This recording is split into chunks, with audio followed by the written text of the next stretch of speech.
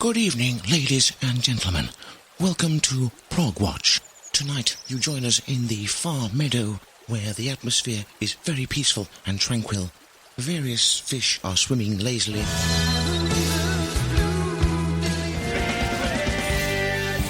And in the distance, formal horses are quietly grazing. Suddenly, the peace is shattered by the arrival of a stampeding herd of Gabriels. And what seems to be a rather oversized tiger moth. Hello, you fellows! It's Pete Jones from Tiger Moth Tales here. You're listening to Prog-Watch with Anthony Rosick. Chocks away!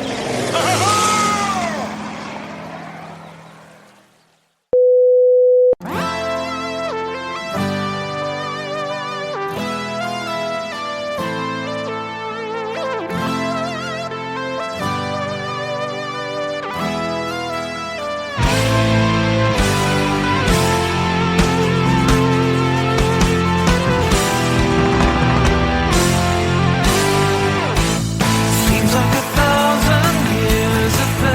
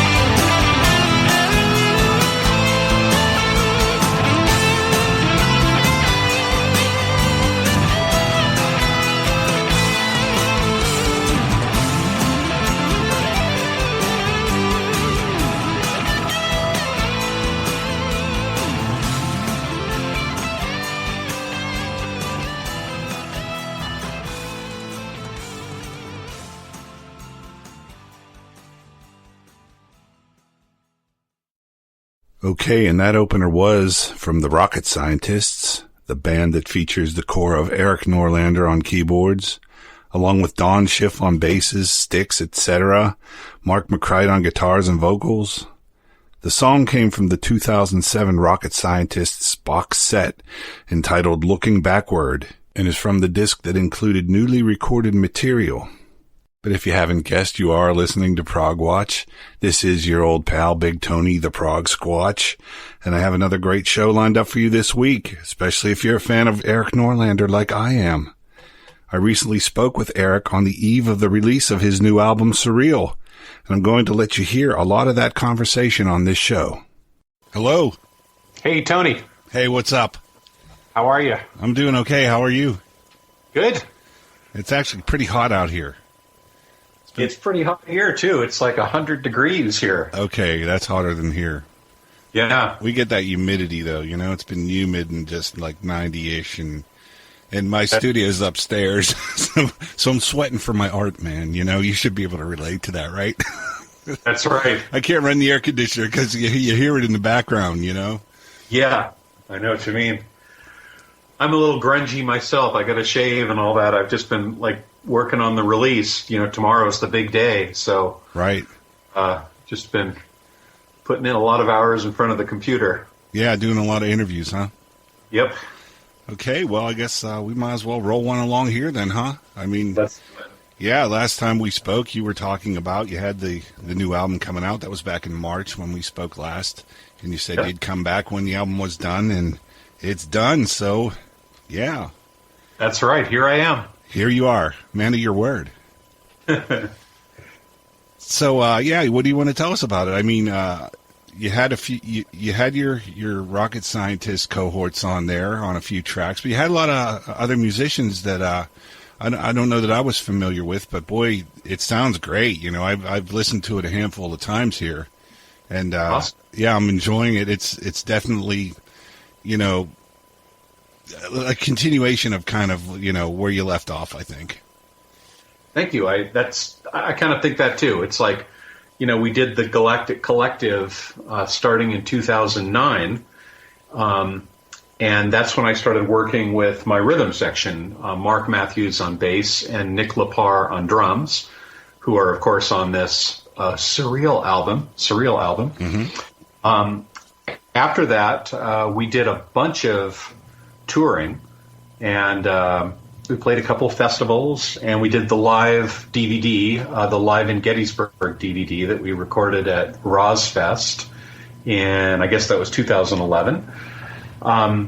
And we started going to Mexico every year, and I think we did, 4 or 5 years in a row now, and we're going to be going back again later this year.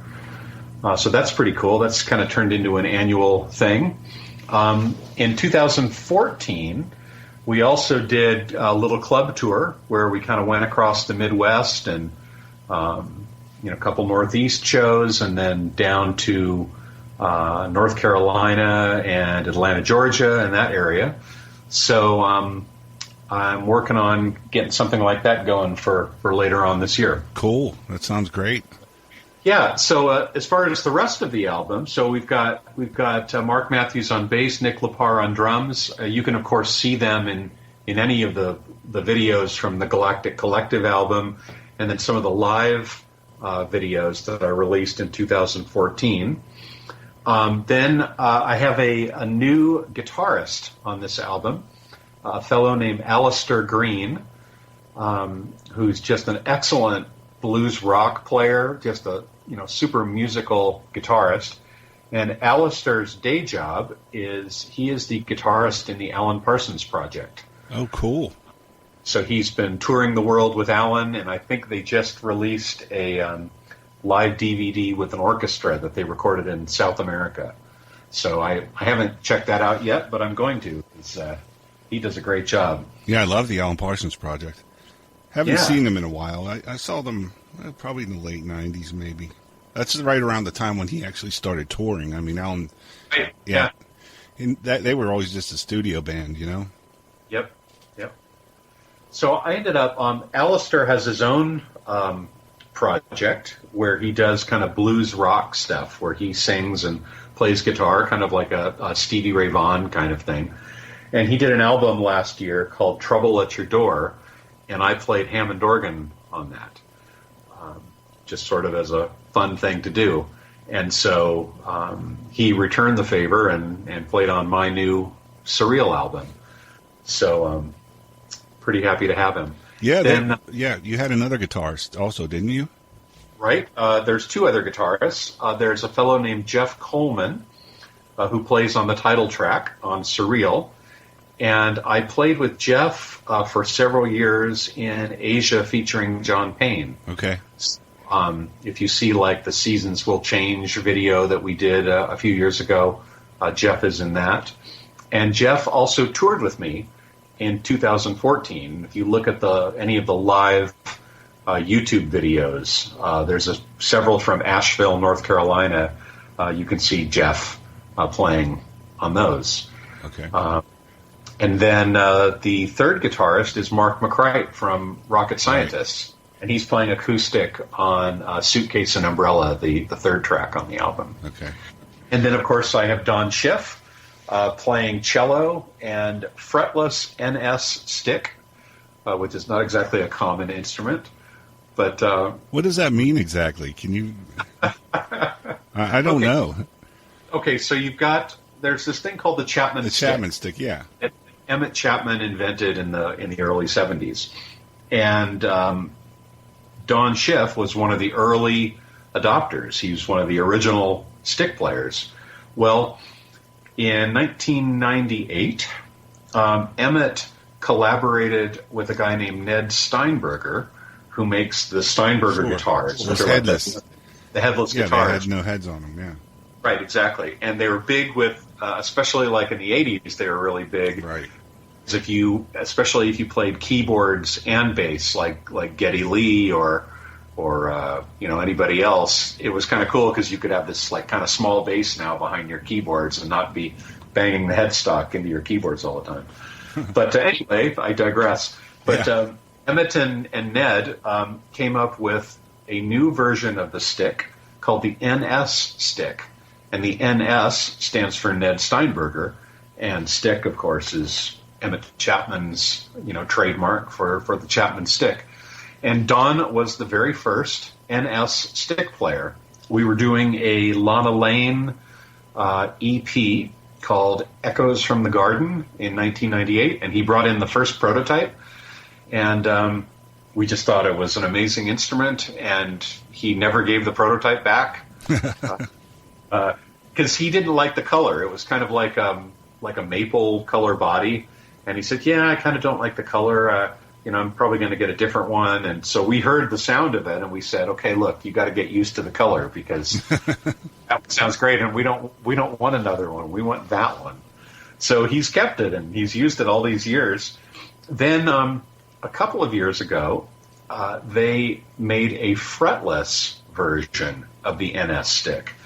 And what they did is, I believe it's 8 strings. So the low 4 strings are fretless, like a fretless bass, and then the top 4 strings are fretted. So you can actually tap chords like a traditional Chapman stick. That sounds crazy, traditional Chapman stick. Yeah. But like a classic Chapman stick. And then you can play fretless bass on the fretless part. So that's what he's doing on the Galaxy Collectors, the song that Don plays on. And in fact, we're going to be releasing a video of that in probably about 3 or 4 days, maybe Thursday. Cool. I've done a really, really nice video of that song. So I'm looking forward to that. I'm actually, I just saw the latest edit of it about an hour ago, and it looks really cool. So we'll be getting that up and out into the world. So you've been really busy. I have. Oh, and then the last guy, we should mention Greg Ellis, the percussionist on the album. No, he played with you before, right?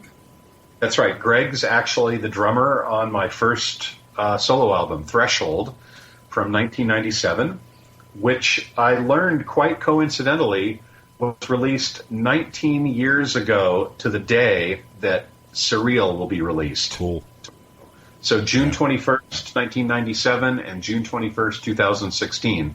So I didn't even realize that until I was going through some old stuff and like noticing release dates and all that. So that's kind of a neat coincidence. Yeah.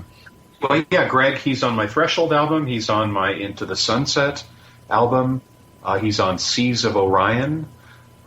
He's on the Rocket Scientists' Oblivion Days album and the Looking Backward album, as well as the Supernatural Highways EP that we put out in 2014. Okay. Greg is actually in the video for the song Traveler on the Supernatural Highways, which I believe is something crazy like 26 minutes long. And we actually did a video for it. We did a full-length video for the song. So you can see Greg in that. There's progressive. That's progressive there. No, it's like, and we weren't trying to be artsy or anything. We were just like, that's how long the music was, and we were done with it. Well, there you go. That's how long it takes. Right. I thought this would be a good place to play a track. So here's the opener from Erik's new album, Surreal, and this is called The Party's Overture.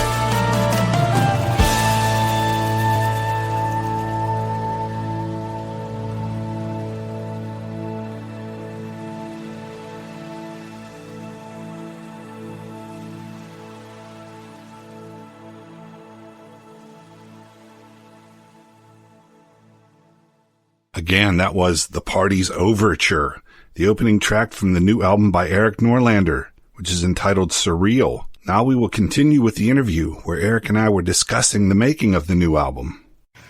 So yeah, there we go. I was listening to, I listened to it a handful of times. And I really liked, it has like a band kind of sound. It's just not all keyboards. There's a lot of really cool guitar work on there also. I that's really important to me. And what I didn't want to make was just a keyboard album, where it would be something that even if it was, progressive rock, something that had, programmed drum machine and synth bass and all that. I really wanted a real band, because when I go out and play live, it's a real band. And it's not only is it a real band, it's this real band. And like Mark and Nick, my rhythm section, I've been playing with them for 7 years now. And you really build up a rapport. And of course, Mark McCrite and Don Schiff, I've been playing with them for, 25 years, something like that. So I really like to build up, that kind of relationship with musicians. And even in the case of the guitar players, of Alistair Green and Jeff Coleman, we were able to tour together before we recorded this album. So it was really neat to be able to flesh out the parts and everything on stage, because so many times when you're recording in the studio, you come up with a part, you play it, and what goes on the album is something that you learned like 10 minutes before you recorded it.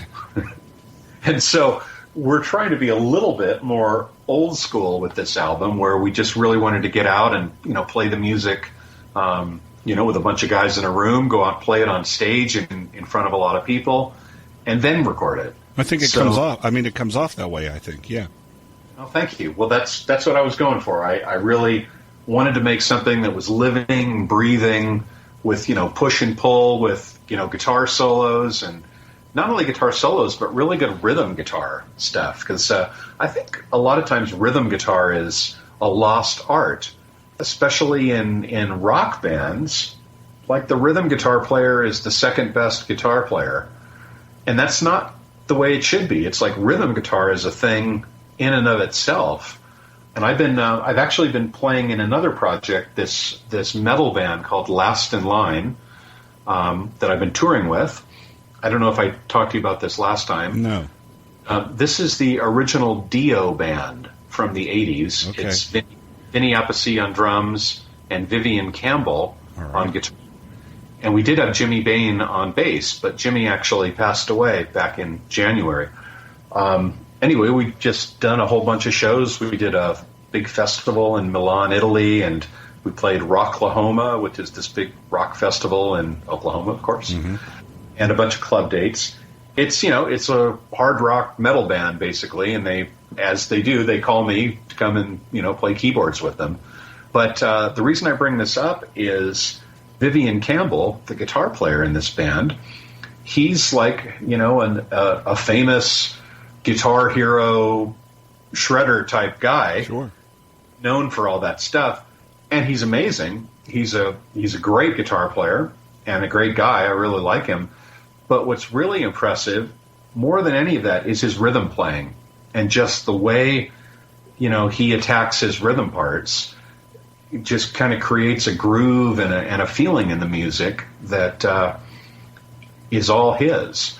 And when I was doing Surreal, my album, Alistair Green and Jeff Coleman and Mark McCrite, they brought that same level of sophistication, where it's not just someone, chugging along or just ringing out chords or just strumming an acoustic guitar. It's like the feel and the intent and just the overall personality that they put in their rhythm playing makes a huge difference.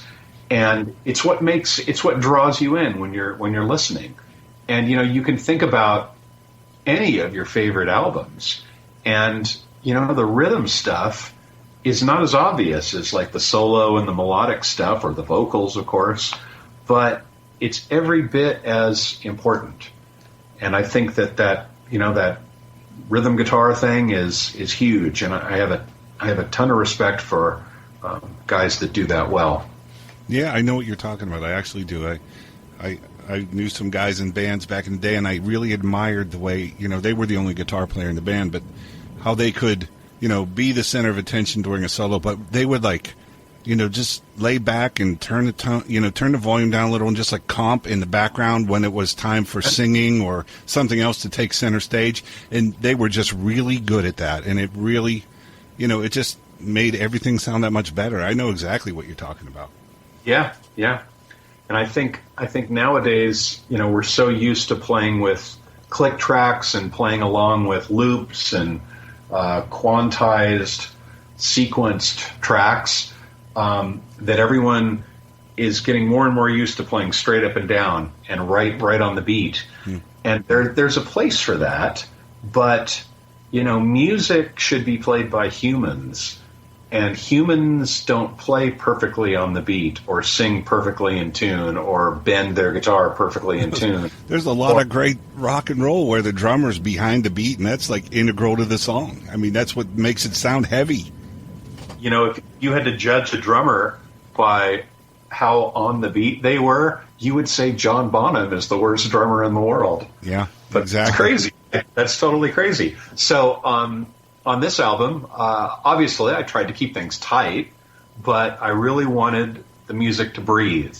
And I wanted the drums, to be real and to groove the way they do, and the percussion to have a life of its own, and, the rhythm guitar, like we said.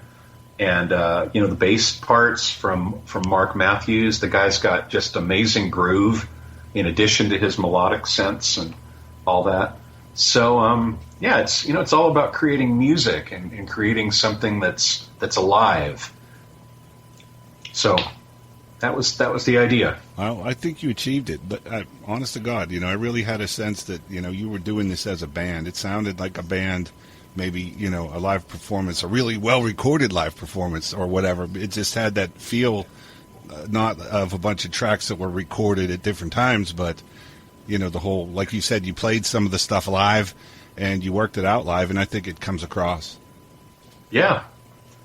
Well, we definitely did. We definitely put a lot of time into it, and we took it really seriously. It wasn't like, hey, let's just get together in the studio and, or you get together at this studio and I'll get together at this studio. We'll send each other tracks and somebody will mix it and we'll put it out.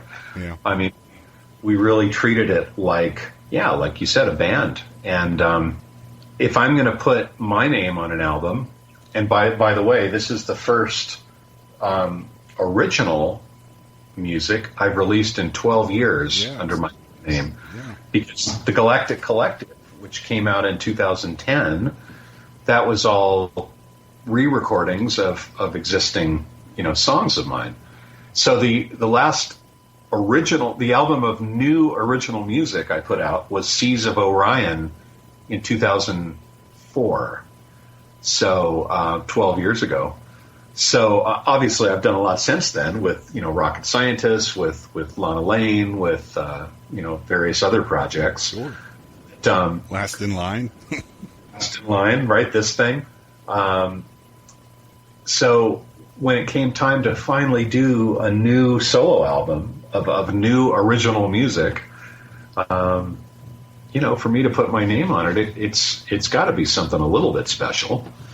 And I really wanted to do something that, I could listen to 20 or 30 years from now and really feel proud of it. And not only that, but that it marks a period in time that this is what I'm doing musically in 2016. This is the way I play. These are the kind of sounds I use.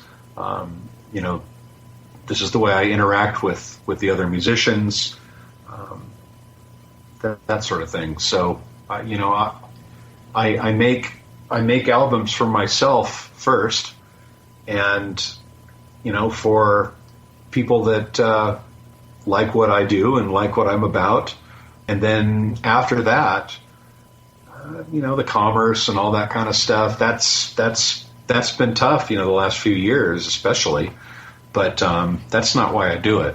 So, if I can sell, 20 or 30,000 copies, that'd be great. If I sell 2,000 or 3,000 copies, that's also great. I'm not doing it for the money and not doing it for certainly not doing it for the fame and fortune. We don't play hits. If progressive music is your thing, Radio Progzilla is your station. Progressive music from your progressive rock station. Progzilla. And I thought here might be a nice place to play another track. This is the title track from Surreal, and it features Erik's wife, Lana Lane, on vocals.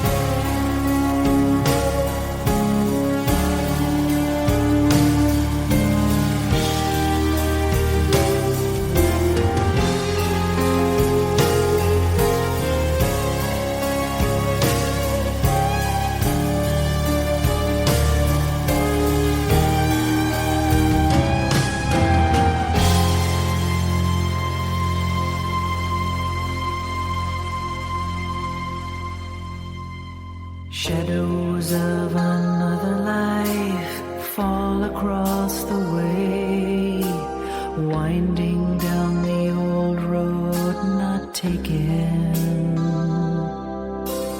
Misty faded memories drift across the bay, sailing into futures long forsaken.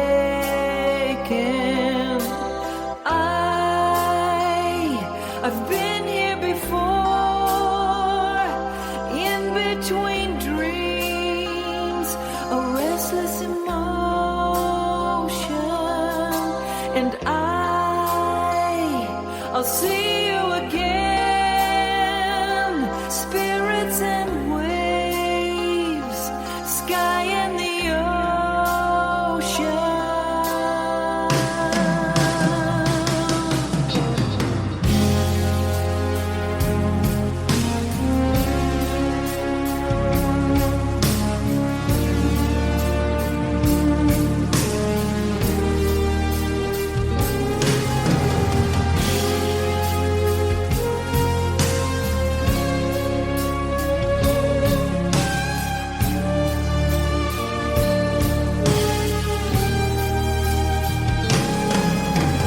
Corridors become a maze in artificial sun. Figures move in pictures on the wall. Doorways into other lives, light from everyone. And surreal is the light that gently falls. I've been here before, in between dreams, a restless emotion.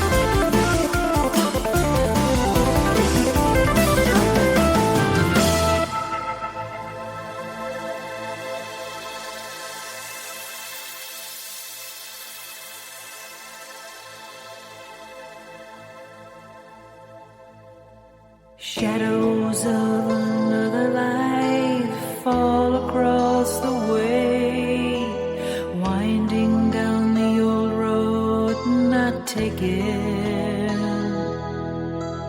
Misty faded memories drift across the bay, sailing into futures long forsaken.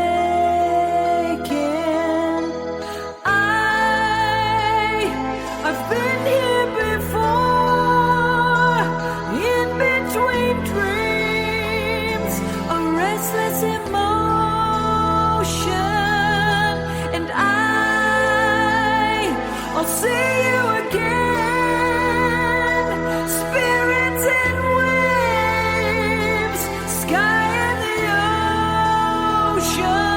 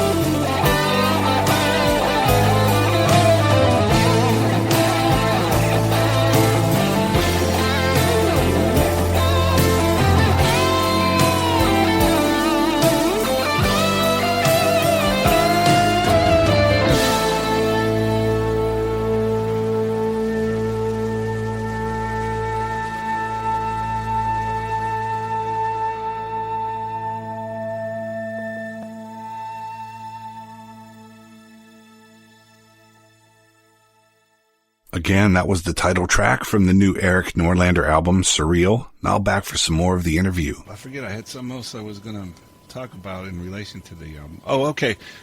Basically, most of it is instrumental, and you have your wife on the one track. Intentional? I mean, did it just kind of pan out that way, that most of it ended up being instrumental, or did you set out to more or less make a more or less an instrumental album? And, you know, I don't know. You see where I'm coming from?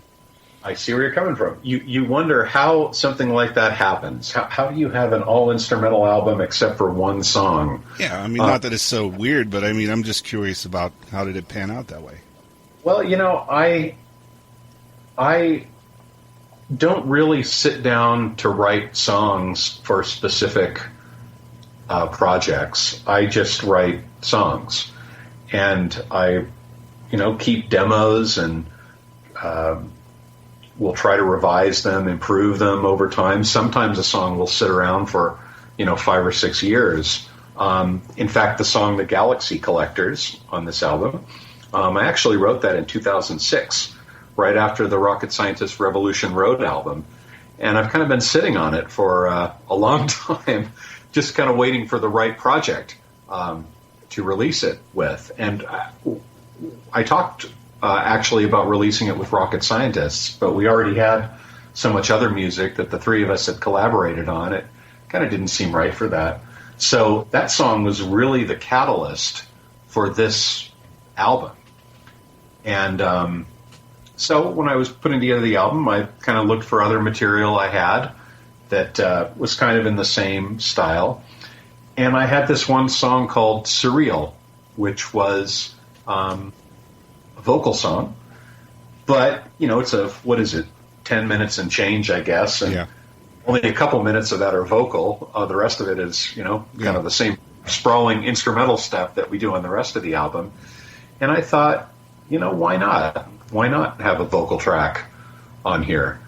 And, we had done songs kind of like this before. There's a song called In Exile on Lana's El Dorado Hotel album. Yeah, I played that. I played that on the show that I did when we talked last time.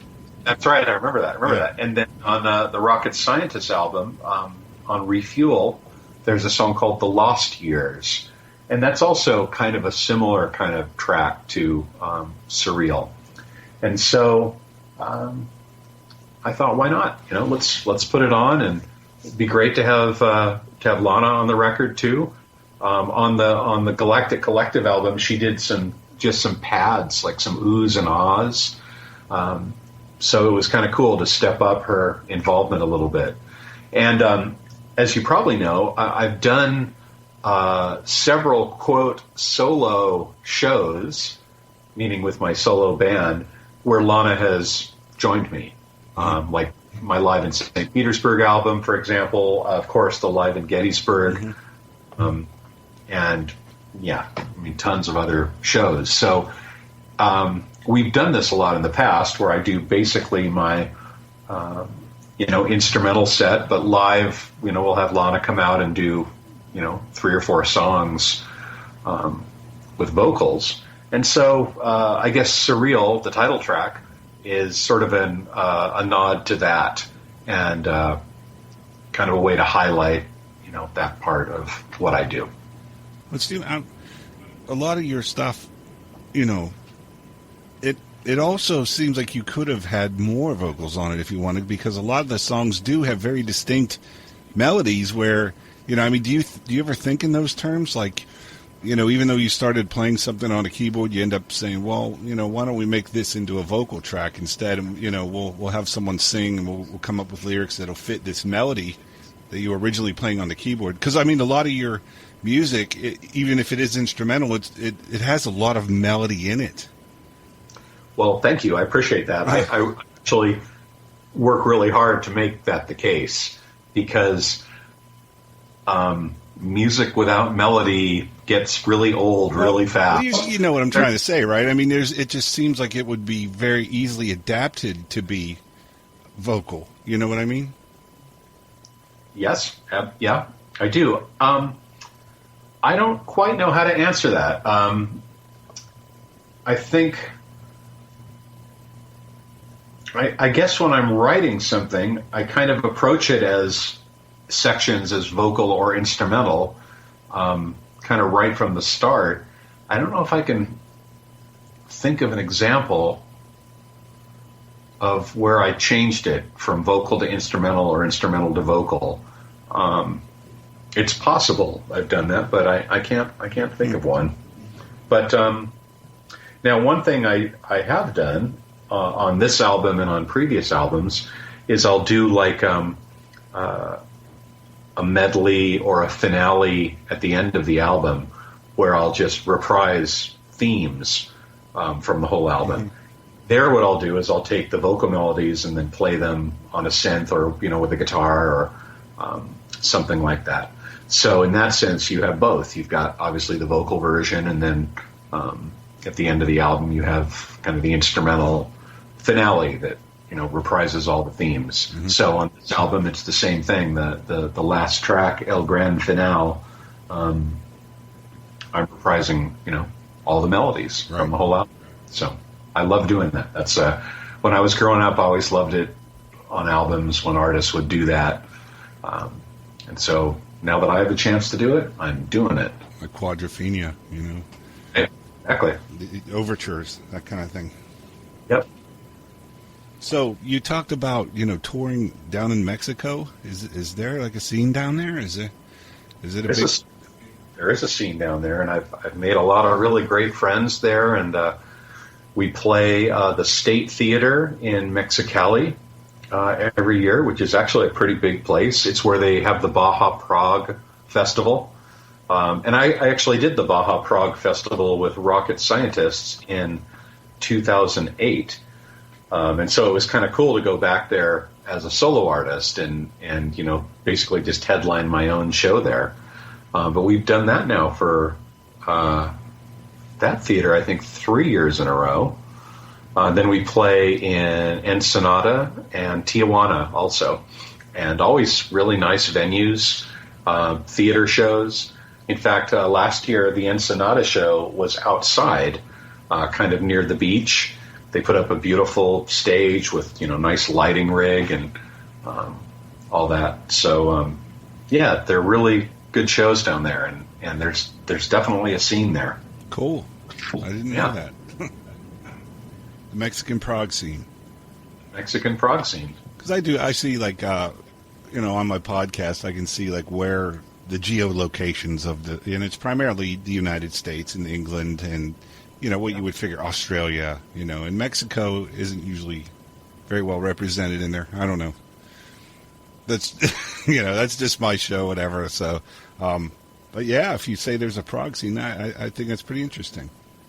There is. And, there's prog scenes in a lot of places you wouldn't expect, like Russia, for example, has a great prog scene.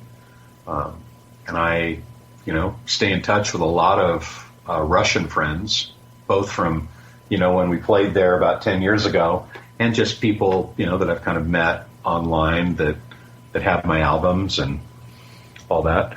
So, yeah, there's it happens all over the world, and I've been lucky enough to play in a lot of those places. There's still places I haven't played yet. I'd love to go to Argentina. I've never played there. I've played in Brazil, which was awesome. But yeah, I'd like to do a lot more stuff down in South America. So who knows? We'll see. Yeah. And of course, Eastern Europe is kind of unexplored by me. I've played in Russia, but that's really about it. So I'd love to, check out, Czech Republic and Poland, and Romania and Belarus. Poland seems to have some of a scene. There's a few pretty good bands out of Poland. I was talking to Ben Craven from Australia, though, and he said there's really not much of a scene down there. It's pretty tough going for someone who's in, more or less Prague. He says it's a lot more of just like, bar type pub rock kind of thing, So, yeah, I guess there's little hotbeds, but little places that are not so hot, I guess. Howdy, my name's Morgan, and I've been a fan of progressive rock music since I was doing the old Easy Reader bits on the Electric Company. Why, I remember the first King Crimson and Gentle Giant albums like they were yesterday. But I digress. But if you're a fan of progressive rock music, you're not going to want to miss a single episode of Prog-Watch. It's phantasmagorical. Tell 'em Morgan sent you.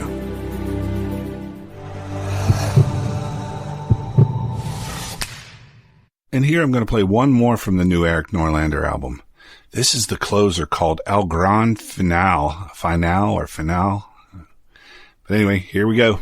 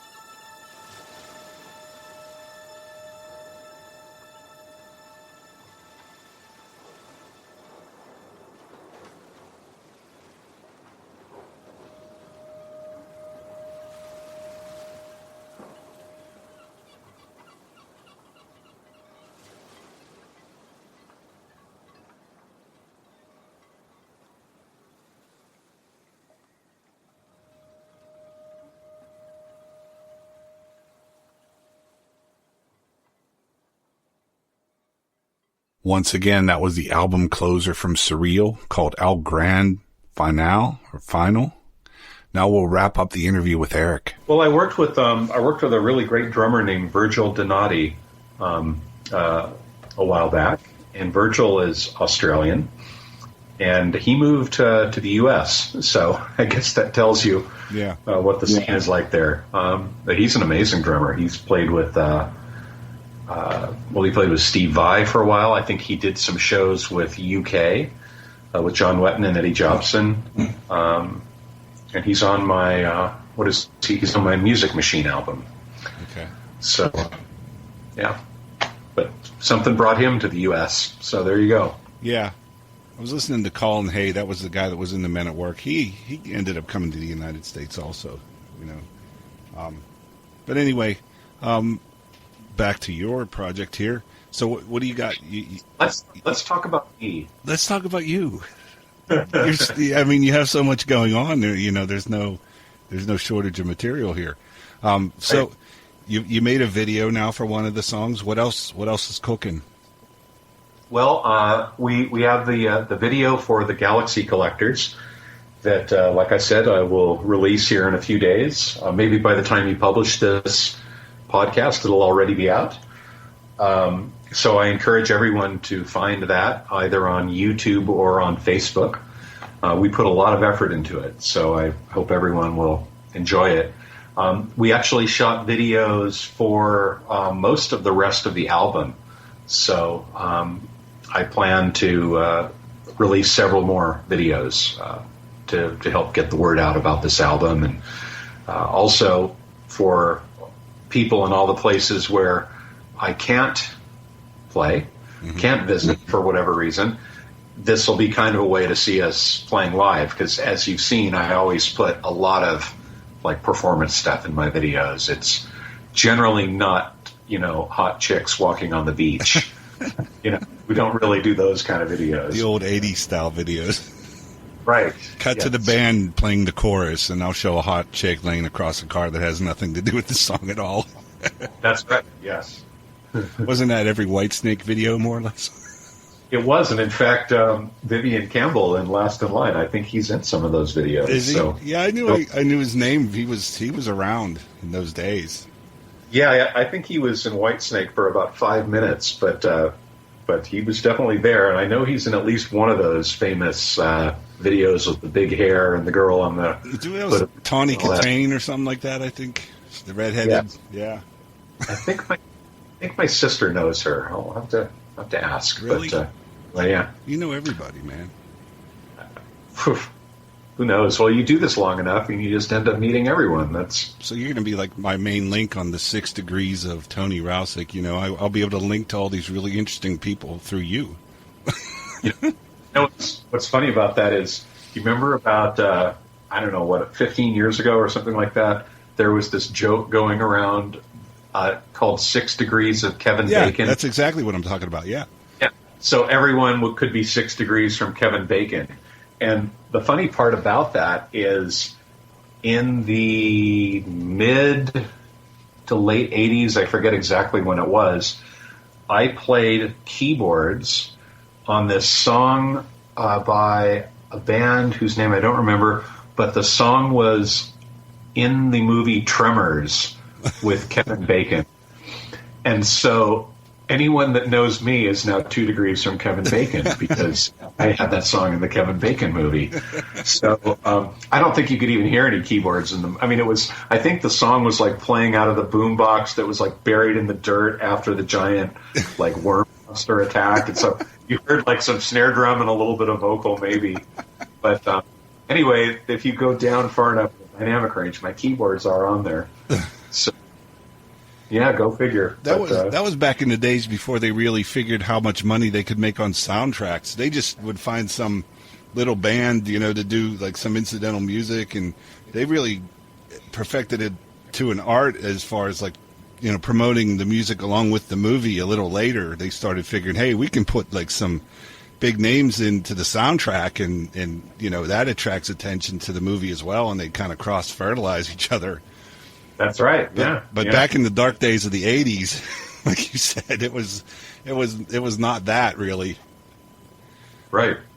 Although, now you realize that you're only 2 degrees from Kevin Bacon, so how That's about awesome. Yeah. I'm going to have to remember that. Yeah. Next time, like, some 80s Trivial Pursuit kind of thing comes up and someone mentions the 6 degrees of Kevin Bacon. You can toss that out. Yeah. So anyway, yeah, you said you got videos coming up for more of these songs. Right. And what else? So we're going to do, I'm working on some live dates with the band for later this year. Pittsburgh? Maybe. You never know. We did the 3RP festival up there with Rocket Scientists. What was that, about 5 or 6 years ago, I guess? Yeah. No, it was more than that, maybe 7 or 8 years ago. Yeah, pushing 10, yeah. Okay, that was awesome. We really liked that, and Howard Levy did a really nice job with that, and who knows, maybe we'll get Howard to do something like that again. But that'd be great. It's, Pittsburgh's in a beautiful part of the country, that whole kind of wooded westernish Pennsylvania thing. I really like it there. Yeah, it's okay. It's not a bad place. Could do a lot worse. Yeah, that's for sure. We just won the Stanley Cup, too. That's right, yeah. Yeah, I was pretty excited by that. Awesome. Yeah, I've been watching them for a long time, I remember when it was only on UHF, if you remember that. Yeah, and sure. I had to put, tin foil on the antennas up in my bedroom to get the game, and it was all snowy, and you couldn't even follow it because it's hard to follow that little puck as it is if you have a good picture, Right. But yeah, even when it's definition. yeah, I suffered through a lot of bad years, and it's been awesome to see them. It was just really neat how they did it. But anyway, you want to talk about let's mention your links and stuff where people can find product. I mean, I always put them in my show notes but we can talk about it on the air here too. Sure. I actually completely relaunched my website, eriknorlander.com, ErikNorlander.com. I updated it to something, that works well on mobile devices and all that kind of stuff.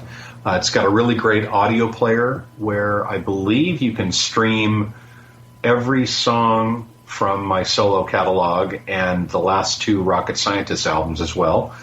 It's got a really nice photo gallery, both with photos of me, but also of my equipment. So you can see things like the Wall of Doom, modular synthesizer, and, various other cheesecake shots of mini Moogs and Mellotrons and Hammond organs and that kind of thing.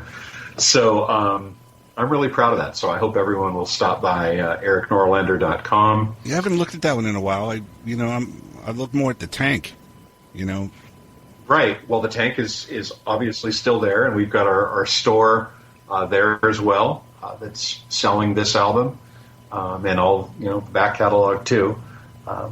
So I need to update that one next because I need to make that into more of a dynamic site again. So like when you look at it on an iPhone, it's a little easier than having to constantly zoom in on things. Yeah, I had to reconfigure all my website. All my shows are available on Prog-Watch.com, but they started looking really terrible because we just didn't think it out in the beginning, and then all these different posts for different shows, and they got out of they were just out of line, and just it looked crappy, and it didn't look any good on a phone. So I've been reworking all of that.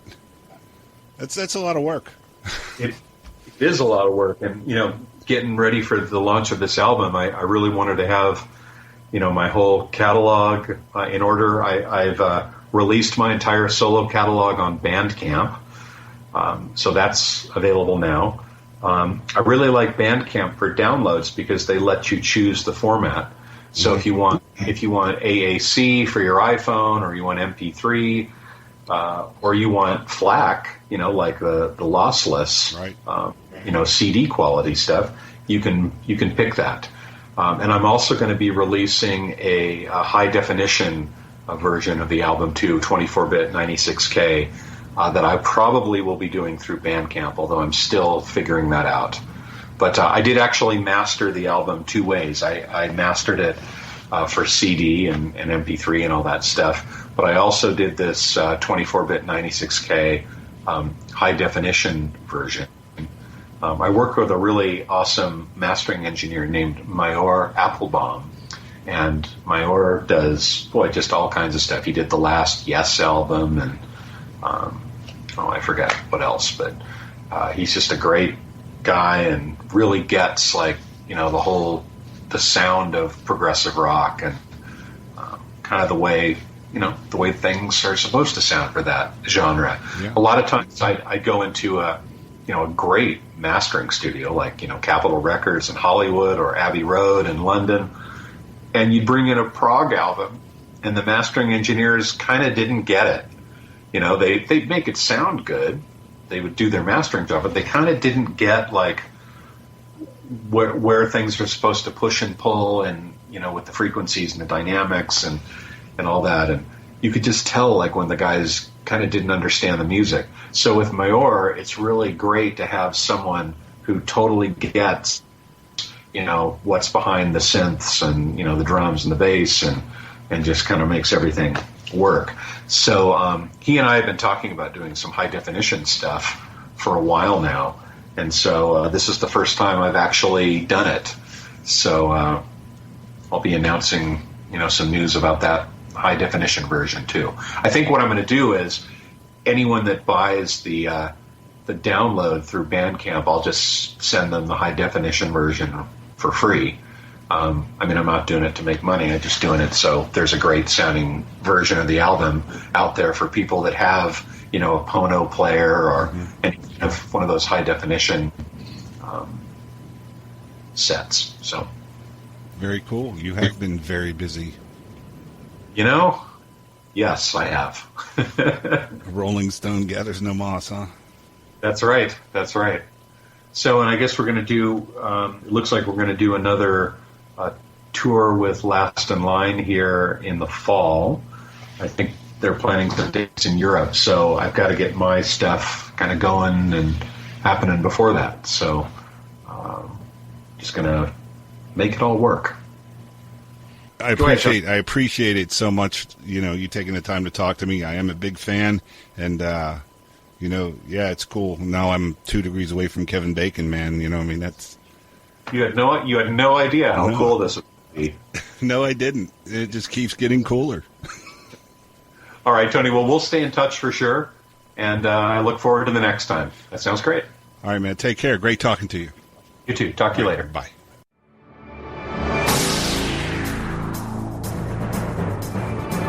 You're listening to the station with the best mix of music. Progzilla, bringing you the best progressive music has to offer. So I hope you enjoyed that. And now if anyone ever brings up the 6 degrees of Kevin Bacon, you can say you are only 3 degrees away from Kevin. Erik is only 1 degree away. I'm friends with him, so I'm 2. And you're friends with the Squatch, so you're only 3 degrees away. Well, our time is almost up, but I have enough for one more short track, so I'll dip back to the last album by the Rocket Scientists, which was called Refuel, and I'll leave you with a song called Regenerate. Remember to prog on, brothers and sisters.